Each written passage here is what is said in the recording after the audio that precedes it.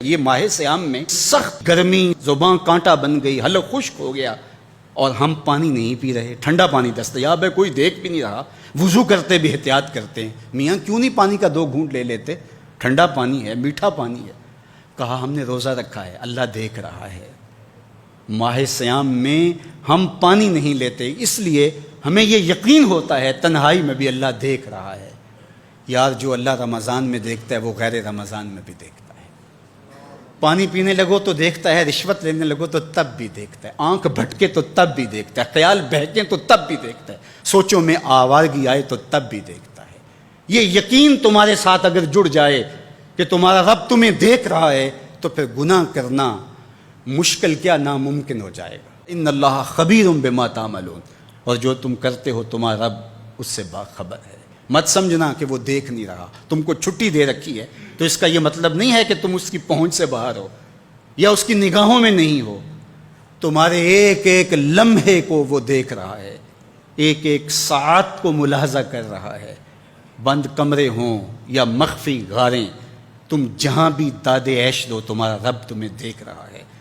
کالے پہاڑ کی گہری غار میں چیونٹی چلتی ہے تو اس کے ننھے اور مہین پاؤں سے سینہ سنگ پر جو لکیر بنتی ہے تمہارا رب اس کو یوں دیکھتا ہے جیسے دیوار چین کو دیکھتا ہے۔ تو کیا وہ تمہارے اعمال کو نہیں دیکھتا؟ تمہارے ایک ایک عمل کو، تمہارے ارادے کو، تمہاری آنکھوں کی خیانت کو، تمہارے دل کے ارادے کو دیکھتا ہے۔ ایک ایک چیز سے وہ آگاہ ہے۔ وَلَا تَكُونُوا كَالَّذِينَ نَسُوا اللَّهَ، اور ان لوگوں کی طرح نہ ہو جانا جنہوں نے اللہ کو بھلا دیا، غافل ہو گئے، اپنی خواہشات کی زندگی گزارنے لگے۔ یہ جہاں مٹھا اگلا کس نے ڈٹھا، آرزوؤں کے نوکر بن گئے۔ جس طرح نفس اور شیطان ان کو چلا رہا اس طرح چل رہے ہیں۔ جو لوگ اللہ کو بھول گئے، اللہ فرماتا ہے اللہ نے انہیں ان سے غافل کر دیا۔ اللہ جب کسی سے ناراض ہوتا ہے تو ہدایت چھین لیتا ہے۔ اسی لیے ہمیں ہر روز ہر نماز کی ہر رکعت میں ہدایت مانگنی ہوتی ہے۔ اہدنا الصراط المستقیم، ہر روز مانگتے ہیں، ہر نماز میں مانگتے ہیں، ہر رکعت میں مانگتے ہیں، اللہ ہمیں ہدایت پہ گامزن رکھنا۔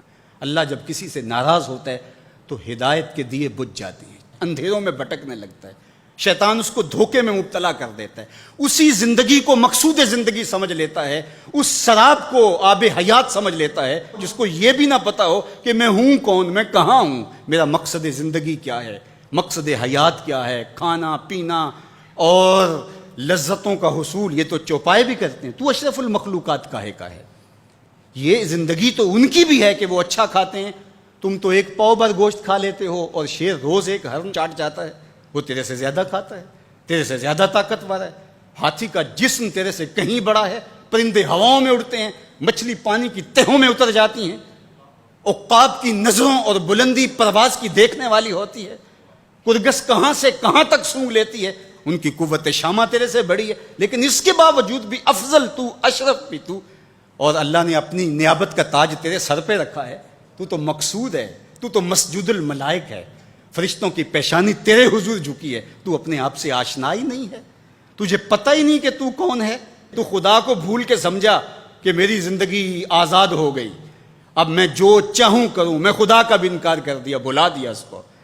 کہا جب خدا کو تو بھولا تو خود کو بھول گیا، زندگی کے مقصد کو تو نے فراموش کر دیا، اب بھٹکتا ہے ارض فلات میں، جنگل میں پڑے ہوئے خشک پتے کی طرح، جس کو ہوائیں کبھی ادھر اڑا دیتی ہیں کبھی ادھر اڑا دیتی ہیں۔ مقصد حیات کا علم نہیں ہے، خدا کو بھولنے کا یہ نتیجہ ہے جو تجھے بھگتنا پڑ رہا ہے۔ خدا آشنا ہو جا، خود آشنا ہو جائے گا، تجھے ذات سے آگہی ہو جائے گی، من کا شعور مل جائے گا، تجھے پتہ چلے گا کہ میں کون ہوں، میری زندگی کا مقصد اور مقصود کیا ہے۔